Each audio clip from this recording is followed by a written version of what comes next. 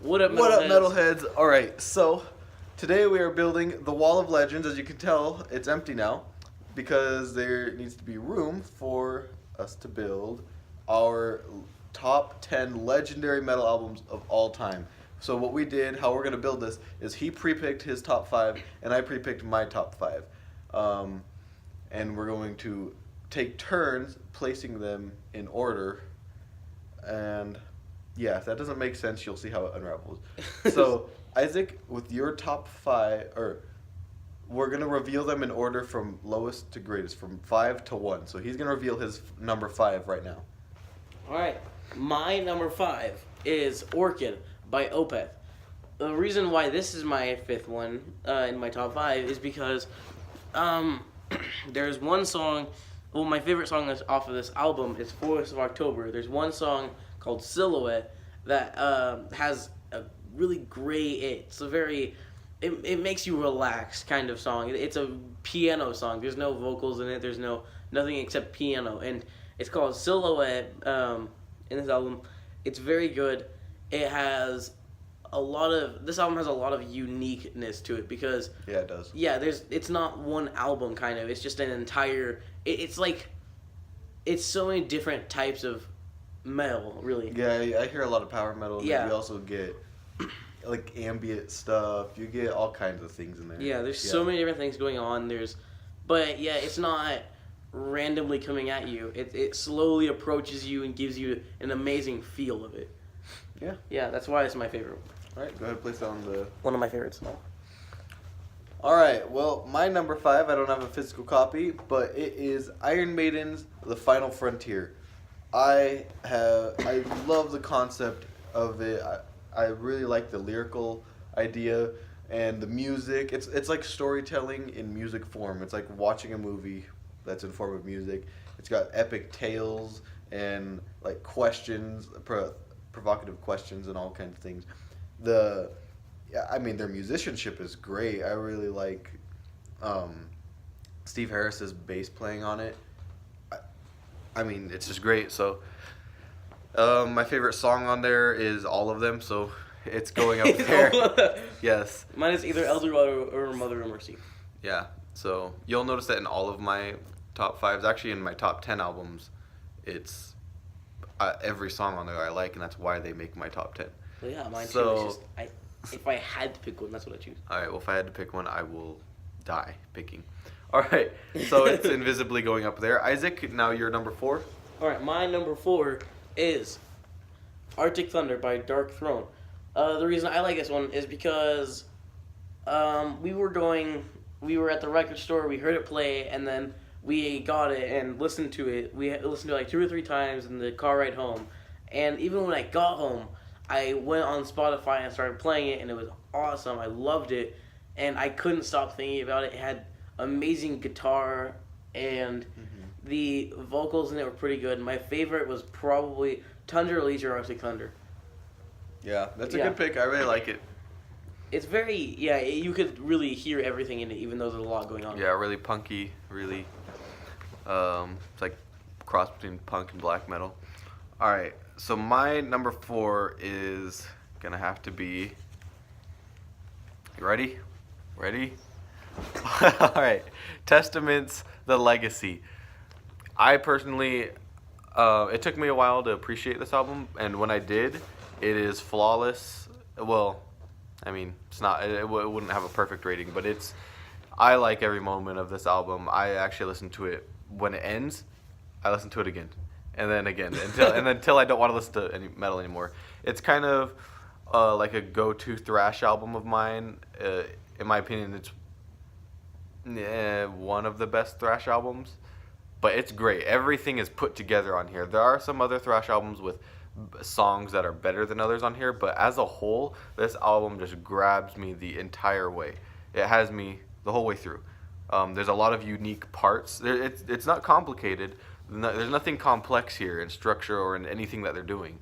Most of the songs are pretty simple, but what I really like about it is that what is thrown at you is unique, and I really like Chuck Billy's high vocals on here, his high screams. Those have sadly gone away over the years because that's what really makes me like Testament a lot. But anyways, this is going on the Wall of Legends. So Isaac, go ahead. I just realized I gotta reach up there. No, Yeah. not really.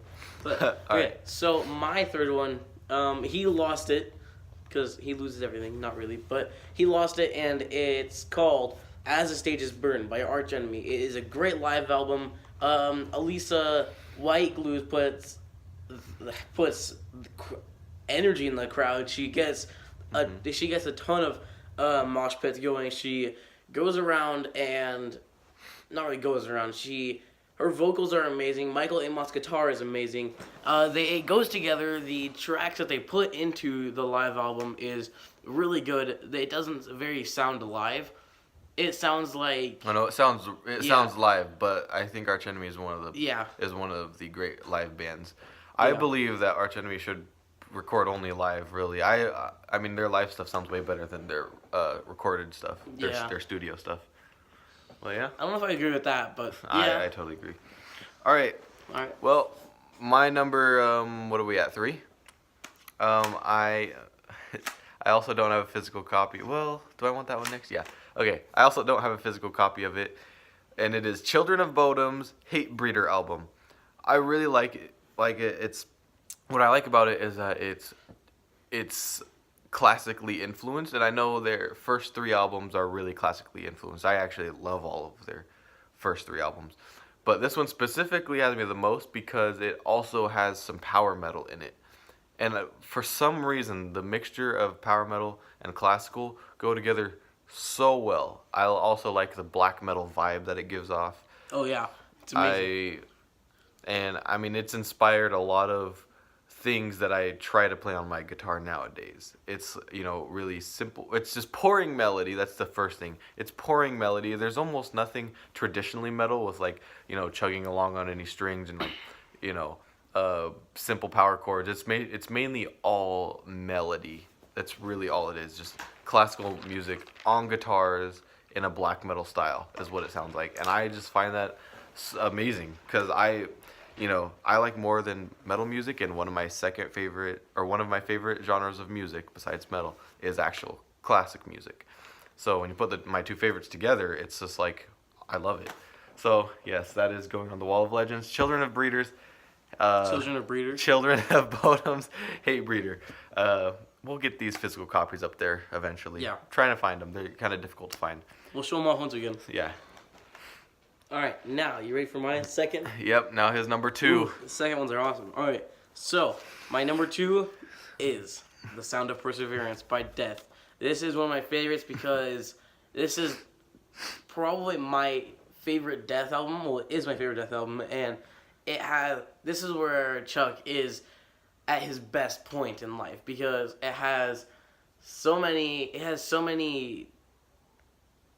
great songs. It's got a lot of dimensions. Yeah, it's so many dimensions. That's what I was trying to say, but yeah. And The dynamics are just great on yeah, everything. it's so amazing. It has the guitar. Everyone gets along well. The guitar is. It's very. I don't know how to say it. It's very. It's very death metal-y, but very. Yeah, it's really. I think I get what he's trying to say. I don't know how to explain it. It's Yeah. it's like atmospherical death metal. Yeah, there you go. And it doesn't make you seem like you're lost in space, but it makes you seem like you're like Lost in examining the stars. Yeah. Yeah, it makes you seem like a scientist, and it's very. What are you talking about? I mean, I feel like it makes you like lost in a cave, like in that place right there on the cover. Yeah, I it feel makes lost sense. in there, traveling through it. Yeah. Yeah. Yeah. Okay, I get what you're saying, but my favorite song. I can't choose a favorite song off this album. They're all my favorite songs. All right, go ahead and put it up there. All right. All right, my number 2, I can guarantee you, not many of you have heard this, and I'm pretty sure maybe none of you guys have even heard it because not only is it pretty underground and under the radar, but it's also out of print. You can't really find it anywhere. You can't. There's nowhere really that you can find it. I happened to find it, and it was really expensive to get, but I love it so much. It is The Covenant's Nexus Polaris. It is a melodic black metal album. The artwork on here is great, but the reflection is horrible. But yeah. Anyways, it's a melodic black metal album. It's actual black metal. But it's really melodic. It has a keyboard. It has this female backup vocalist that tries to capture like this angelic sound. It's got a great mixture of gentleness and aggression. The combination of it is great. This album also, just like this one right here that I'm pointing at the top, what is it called? Sound of Perseverance. Just like Sound of Perseverance, this album is structured actually almost in the exact same way. It also knows when to slow down, knows when to pick up. It knows exactly what to do when and where. It knows. It also has multiple dimensions to it. I believe more so than Sound of Perseverance. It's got more, angelic aggressions or angelic vocals. The patterns can go from being like heavenly to real, like fantasy like, and then it also gets real. It sounds the theme here is space, but spiritually, it's like the spiritual dimension of space. Yeah. So it also knows when to become power metal. His black metal vocals, he sounds like a goblin. It sounds like an actual black metal vocalist here. It knows when to be full on black metal. It knows when to. There's a part in here where it becomes really pirate sounding, because it's talking about like journeying the seas of the galaxy, and it really does a lot of things. I appreciate it for what it does. It has one of the best album closers, I think. It closes with a song called Chariots of Thunder, which sounds like, well, if you actually lived in this Yeah. world that it's talking about, it sounds like you would die. It's great. If you haven't checked it out, which I believe you guys haven't, wow. That's Please do. Please do. You should- And tell me what you think. But yeah, Nexus Polaris by The Covenant with a K. So this is my top 2. All right, Isaac, go ahead and do your number 1. My number 1. This is an amazing album. Right now, it's my number 1. But yeah, so it might change in the future. This is Will to Power by Arch Enemy. Yeah, it's pretty new. It's pretty new, and it's very clean. The guitar is the guitar makes a lot of sense. It gives you a very good feeling vibe for some reason. It doesn't give you that like yeah, which it does at the same time, but it also gives you like a really good feeling vibe.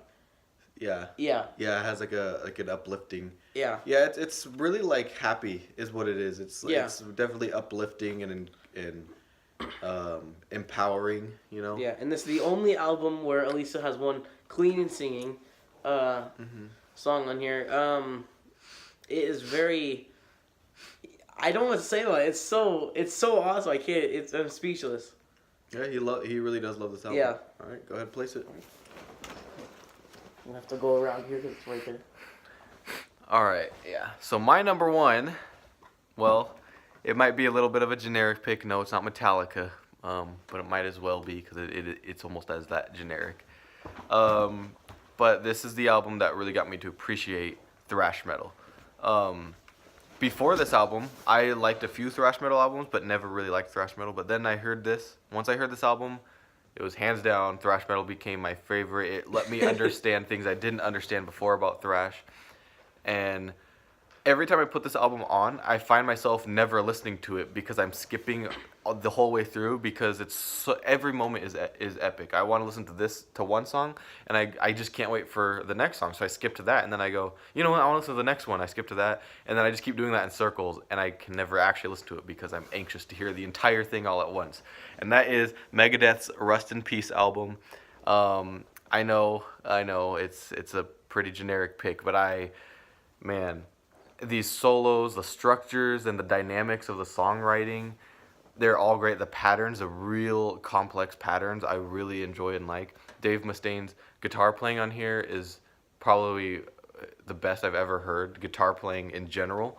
I like how like each note is made up of a ton of different notes. Like each little melody you're supposed to hear, each piece of the pattern is made up of a ton of combinations of different notes. So it's like, I don't know, man. It's just great stuff. Megadeth's Rust in Peace album, my number 1 album of all time, or metal album of all time. So this is going here on the Wall of Legends. Let's place it right here. All right.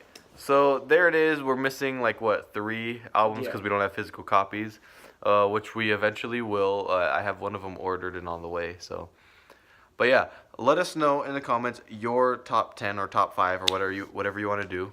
If you agree or disagree with this and why. And yeah, we'll see you on the next video.